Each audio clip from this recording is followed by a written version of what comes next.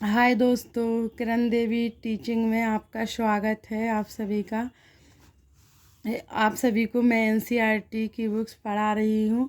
पिछली 3 पार्ट डाल चुकी हूँ, ये चौथा पार्ट है। मैं सारी एनसीईआरटी की बुक पढ़ाऊँगी, आपकी रिक्वायर्ड पर आपको बहुत अच्छा समझ आएगा। मैं लाइटर करके रखा है, मोस्ट चीज़ें ही पढ़ाऊँगी आपको, इसलिए आप ज्वाइन कर सकते हो। चलो मैं अगला पार्ट स्टार्ट करती हूँ। भारत में मानक एवं उत्तर 82 से 101/2 डिग्री पूर्व में होती है। ये है बीच में, मानक एवं उत्तर रेखा बीच में ना होकर पूर्व साइड में है।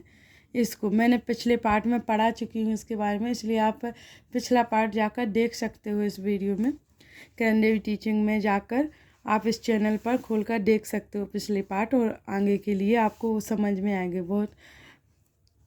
चलो आगे स्टार्ट। उदाहरण के लिए बहुत से देशांतरों से होकर गुजरने वाली रेलगाड़ियों के लिए समय सारणी तैयार करना कठिन होगा। भारत में गुजरात के द्वारका तथा असम के डिब्रूगढ़ के स्थानीय समय में लगभग 1 घंटा 45 मिनट का अंतर होगा।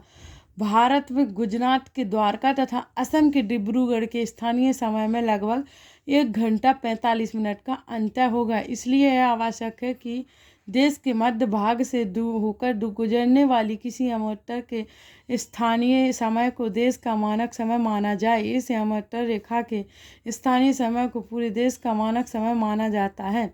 इस अमोत्तर जो रेखा है ना, इसके अनुसार ही पता लगा सकते समय का, क्योंकि इसमें बता रहा है 1 घंटा 45 मिनट गुजरात से असम के बीच में होता है। फिर भारत में 82 सही 1/2 अंश पूर्व 82 डिग्री 30 पूर्व को मानक एवं उत्तर माना गया है। मानक एवं उत्तर इसको माना गया है, क्योंकि अभी मैंने पढ़ाया ना, क्वेश्चन में पूछ सकता किसको माना गया, तो 82 सही 1/2 डिग्री सही माना गया है। और इस अमूर्तर के स्थानीय समय को पूरे देश का मानक समय माना गया है। इसको ही पूरे देश का भी मानक समय माना गया है। इसे भारतीय मानक समय के नाम से जाना जाता है। इसे भारतीय मानक समय के नाम से भी जाना जाता है। कबीर भोपाल के निकट एक छोटे से नगर में रहता है। वह अपने मित्र आलोक से कहता है कि वे आज रात्रि में नहीं सो पाएंगे। भारत एवं इंग्लैंड के बीच एक क्रिकेट मैच लंदन में 2 बजे अपराह्न में शुरू होगा, अर्थात भारत के समयानुसार मैच शाम के 7:30 बजे शुरू होगा तथा देर रात्रि में समाप्त होगा। क्या आप जानते हैं कि भारत एवं इंग्लैंड के बीच समय में क्या अंतर है?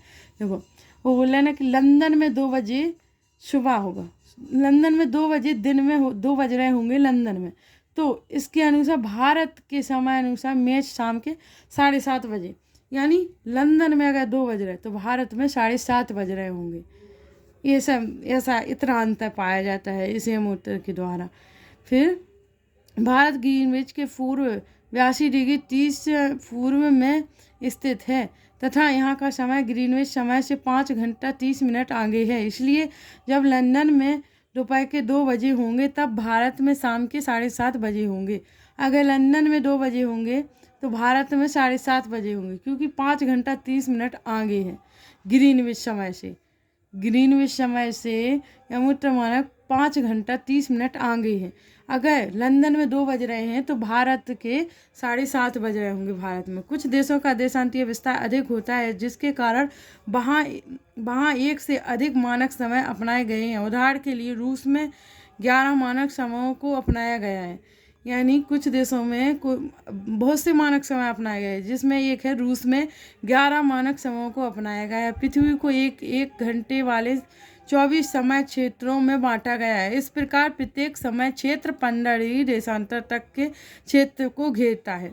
ये मैंने एनसीईआरटी का दूसरा चैप्टर था जो यहाँ संपूर्ण हो गया है। अब मैं तीसरा चैप्टर शुरू करूँगी, और इसके साथ ही साथ मैं इसके विकल्प भी करवाती जा रही हूँ, जिससे जो अपन ने पढ़ा है ना, पिछला जो अपन ने रीड किया है उसको समझ जाएंगे, उसको ये क्वेश्चन आंसर लगाएंगे ना तो कुछ समझ आएगा कि हाँ मैंने कुछ पढ़ा है। इसलिए आपको ज़रूरी है कि पिछली वीडियो देखें। आप जो भी देख रहे हैं पिछली वीडियो देखें, उसके द्वारा अगर वो देखोगे ना तो समझ आएगा, उससे हिसाब से आप क्वेश्चन आंसर कर पाओगे। इसलिए मैं ये 5 क्वेश्चन आंसर इसके साथ में जो मैं करवाती जाती हूँ इसका, तो तो जिसने पिछली क्लास नहीं देखी वो जाकर देख लीजिए, वो जो नया आया है वो सब्सक्राइब कीजिए, जिससे आगे का नोटिफिकेशन भी उसको मिले और वो देख पाए।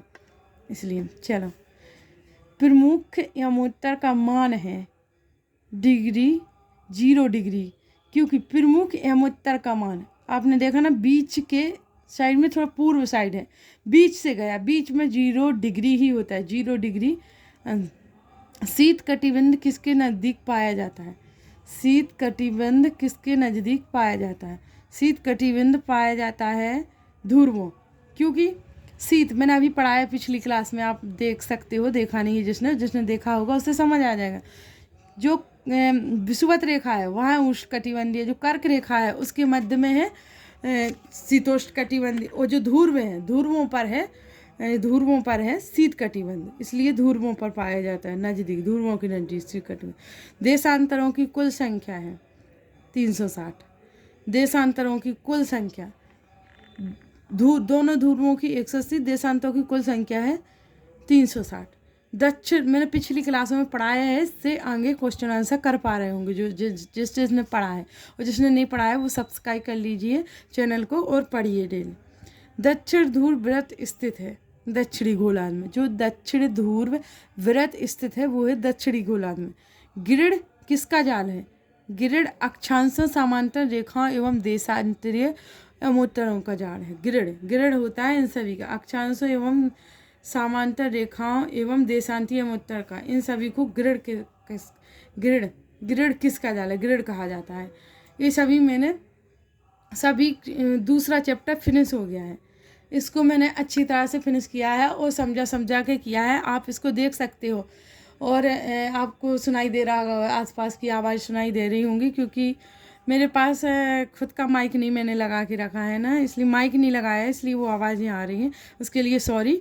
आप देखिए, फिर भी आपको सुनाई तो मेरा आएगा ही, वैसे आप देखोगे तो ध्यान से, इसलिए प्लीज़ आप इसको देखिए अच्छे से और समझिए और पढ़िए, और ये सब के लिए काम है, क्योंकि NCERT की बुक से ये बहुत अच्छी होती है, हर एग्ज़ाम के लिए इसमें से ही क्वेश्चन बनते हैं, क्योंकि ये बेसिक ही है पूरा, ये पढ़ लोगे ना तो सब आसान होगा और पढ़ने में चीज़ें। और ठीक है, thank you so much guys, जिसने सब्सक्राइब नहीं किया सब्सक्राइब कीजिए, लाइक, थैंक यू।